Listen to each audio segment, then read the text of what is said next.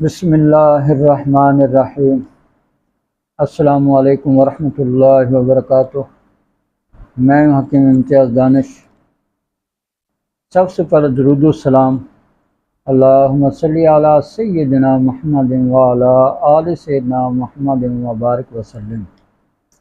دوستو، جیسے کہ آپ کو بتایا تھا کہ ہم سوزش کے بارے میں، ورم کے بارے میں، بخار کے بارے میں اور ذوف کے بارے میں بات کریں گے۔ تو سب سے پہلے سوزش کی بات کر لیتے ہیں۔ سوزش ایک ایسی جلن ہوتی ہے جو کیفیاتی اور نفسیاتی طور پہ یعنی مادی تحریکات سے جسم کے کسی عضو یعنی کسی مفرد عضو میں پیدا ہو جائے، اس کو سوزش کہتے ہیں۔ سوزش میں کیا ہوتا ہے؟ سوزش میں سرخی ہوتی ہے، درد ہوتا ہے، حرارت ہوتی ہے۔ اچھا، یہ بات بھی ذہن میں رکھ لیں، یہ جو تحریک سے سوزش تک جو مراحل ہیں، کیونکہ سوزش یکدم نہیں ہو جاتی، اس کے کچھ مراحل ہیں، وہاں سے گزر کر آپ سوزش تک پہنچتے ہیں۔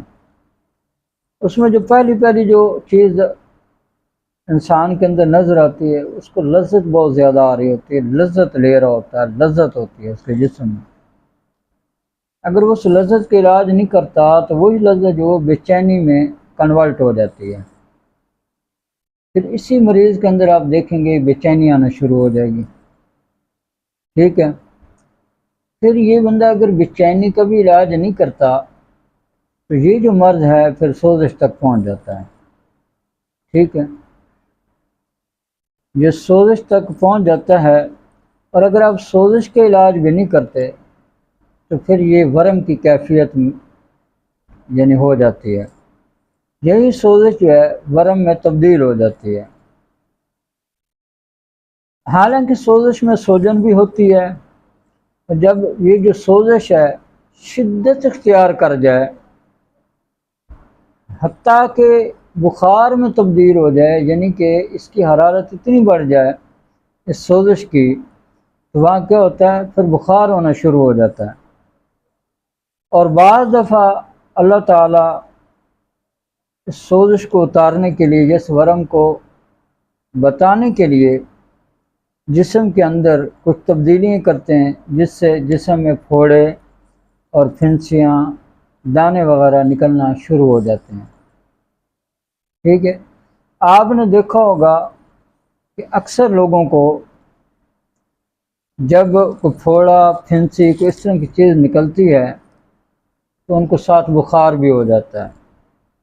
حالانکہ یہ جو بخار وہ اللہ کی رحمت ہے اس سوزش کو ختم کرنے کے لیے، اس پھوڑے پھنسی کو، دانوں کو ختم کرنے کے لیے، کیونکہ ایک حرارت غریبہ ہوتی ہے جو پیدا ہوتی ہے اور پھر وہ اصل حرارت میں تبدیل ہو کر ان چیزوں کو ختم کرنے کی کوشش کرتی ہے۔ ٹھیک ہے جی، جب بخار ہو جاتا ہے تو آپ نے اکثر لوگوں کو دیکھا ہے کہ وہ نڈھال ہو جاتے ہیں، ان کو بہت زیادہ جسمانی طور پر کمزوری ہو جاتی ہے۔ وجہ کیا ہوتی ہے؟ وجہ یہ ہوتی ہے کہ ان کے جسم کے اندر تحلیل شروع ہو جاتی ہے، اور ایسے لوگوں کو آپ دیکھیں گے ان کو غصہ بہت زیادہ آنا شروع ہو جاتا ہے، تھکان ہوتی ہے،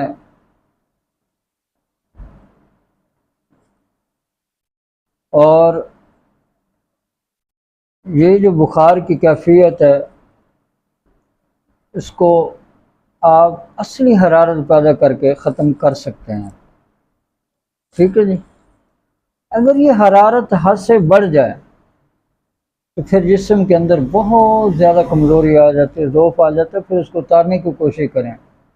پھر آپ اس کو تسکین والی چیزیں دیں، مسکن چیزیں دیں۔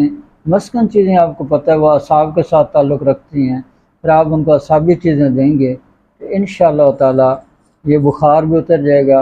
آپ نے اکثر لوگوں کو دیکھا ہوگا، اور ڈاکٹروں کے پاس وہ جب جاتے ہیں بخار والے مریض، جب ان کا بخار بہت زیادہ ہائی ہو جاتا ہے تو وہ ان کو کیا کہتے ہیں کہ ان کو غسل کرواؤ، یا اس کے سر کے اوپر ٹھنڈی پٹیاں کریں یا پاؤں کے اوپر ٹھنڈی پٹیاں کریں اور اس کے اوپر پانی ڈالیں تاکہ یہ جو بخار ہے معتدل ہو جائے، نیچے آ جائے، اس کے بعد اس کو دوائی دیتے ہیں۔ تو آپ نے یہ ایسے ہی کرنا ہے۔ اب یہ تو نہیں ہو سکتا ایک مریض کو بخار ہو گیا ہے اور ملیریا بخار ہے، وہ اس کو جناب وہ بہت زیادہ سردی لگ رہی ہے، وہ کہتے ہیں میرے کو 5 6 8 رضائیاں ڈال دیں، ٹھیک ہے، تو آپ اس کو جناب اب ٹھنڈی پٹیاں کرنی شروع کر دیں، تو پھر آپ کے اندر میرے خیال میں بہت بڑی بے وقوفی اور جہلانہ بات ہوگی، اور آپ بہت زیادہ نقصان اٹھائیں گے، پھر وہی مریض جو ہے پھر اس کو آپ مار سکتے ہیں۔ میں بات کر رہا ہوں جو گرمی کا بخار ہوتا ہے، جو یہ سارے درجے یعنی کہ وہ کر کے اس کے بعد جو ہے نا وہ اس حد تک پہنچا، تو اس کے لیے میں آپ کو بتا رہا ہوں کہ آپ نے یہ کام کرنے ہیں۔ لیکن جو ملیریا بخار ہے اس کو تو آپ نے حرارت دینی ہے، آپ اس کو حرارت دیں گے وہ ٹھیک ہو جائے گا۔ تو میں بات بتا رہا ہوں جب کسی بھی عضو میں گرمی کی بہت زیادہ یعنی کہ وہ ہو جاتی ہے، بہت زیادہ گرمی کی زیادتی ہو جاتی ہے، تو مفرد جو عضو ہے وہ تحلیل ہو جاتا ہے، اس میں تحلیل پیدا ہو جاتے ہیں۔ اب ذوب کے مقابلے میں آپ طاقت کا تصور کر سکتے ہیں، ٹھیک ہے، اس کے لیے آپ کو طاقت کی چیزیں دینی ہوں گی، جو بھی آپ کے پاس یعنی آپ پہلے وہ دیکھ لیں کہ اس کی تحریک کیا ہے، کہاں وہ کھڑا ہے، پھر اس کے مطابق آپ مقوی چیزیں دیں گے تو انشاءاللہ مریض ٹھیک ہو جائے گا۔ ٹھیک ہے سر، تو آج میں نے یہاں تک آپ کو یہ باتیں بتا دی، امید ہے میری یہ ویڈیو آپ کو پسند آئی ہوگی۔ اگر پسند آئے تو اس کو لائک کریں، شیئر کریں، تاکہ میرا بھی فائدہ ہو سکے اور مخلوق خدا بھی زیادہ سے زیادہ نفع اٹھا سکے۔ اب اس دعا کے ساتھ میں آپ سے اجازت چاہتا ہوں کہ اللہ تعالیٰ مجھے اور آپ کو اور پوری دنیا کے تمام مسلمانوں کو صحت والی، سلامتی والی، عافیت والی، برکتوں والی، کامیابی والی لمبی زندگی عطا فرمائے۔ آمین۔ وآخر دعوانا ان الحمد للہ رب العالمین۔